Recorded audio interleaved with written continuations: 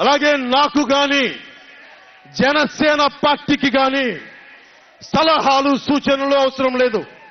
సలహాలు సూచనలు ఇచ్చేవాళ్ళు అక్కర్లేదు. యుద్ధం చేసేవాళ్ళు కావాలి. కొత్త రక్తంతో, కుత్తలాడే రక్తంతో, గుండెలు చరించుకునే యువ రక్తం కావాలి. దాష్టీకాన్ని నిలబడే యువకులు కావాలి. కత్తులు పట్టుకునే వీర మహిళలు కావాలి.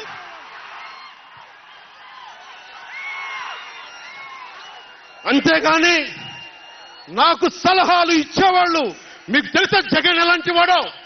సొంత బాబాయినే మర్డర్ చేయించిన వాడు, సొంత చెల్లినే గోడకేసి కొట్టిన వాడు.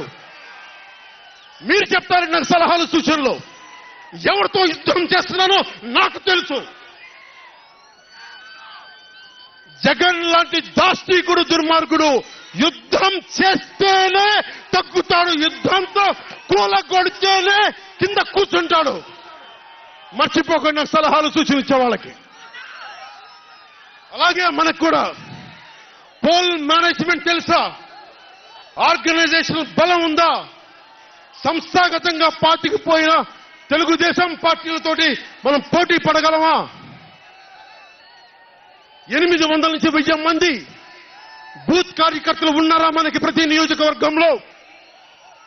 1000 మందికి 50 రోజులు ఎంతో కొంత డబ్బులు ఇస్తూ భోజనాలు పెట్టే సత్తా మన నాయకత్వాలకు ఉందా? మన నాయకత్వం ఇంకా ఎదుగుతా ఉంది. వెయిట్ చేయాలి. ఈలోపు రాష్ట్రాన్ని జగన్ పాలిట కానివ్వం.